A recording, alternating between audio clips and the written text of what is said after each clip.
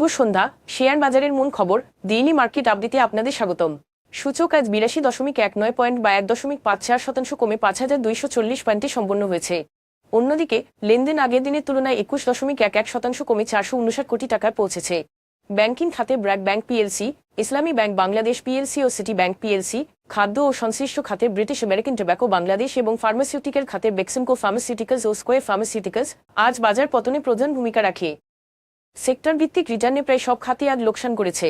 এর মধ্যে খাদ্য ও সংশ্লিষ্ট খাত সর্বোচ্চ 2.42% পতন হয়েছে এবং ব্যাংকিং খাত দ্বিতীয় সর্বোচ্চ 2.40% ক্ষতি রেকর্ড করেছে। শীর্ষ 20 ক্ষতিগ্রস্ত কোম্পানির তালিকায় 7টি টেক্সটাইল এবং 4টি এনবিএফআই কোম্পানি ছিল।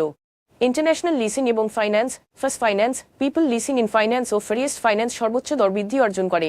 অপরদিকে ফার্স্ট ফাইন্যান্স, প্রাইম ফাইন্যান্স এবং আইসিবি ইসলামিক ব্যাংক ছিল শীর্ষ দরপতনের শেয়ারের তালিকায়। এসব শেয়ারের ক্ষেত্রে কোনো মূল্য সংবেদনশীল তথ্য প্রকাশ করা হয়নি। গত 3 মাসের গড় লেনদেনের তুলনায় ফ্যামিলি টেক্সটাইল, সিএনএ টেক্সটাইল ও মেট্রো স্পিনিং এর লেনদেনের পরিমাণ উল্লেখযোগ্যভাবে বেড়েছে।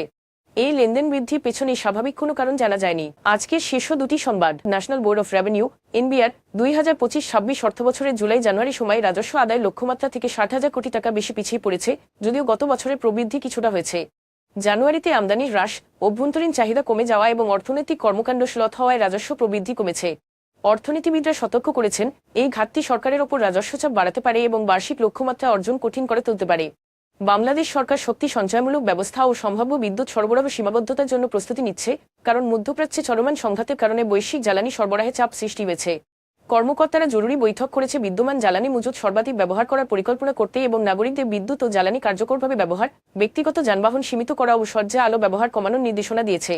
কর্তৃপক্ষ সতর্ক করেছে যে বিদ্যুৎ উৎপাদন ও জ্বালানি সরবরাহে স্বল্পমেয়াদী বিঘ্ন ঘটতে পারে এবং বিকল্প সরবরাহ নিশ্চিত করতে পদক্ষেপ নেওয়া হচ্ছে, যাতে রমজানের সময় দুর্ভোগ কমানো যায়।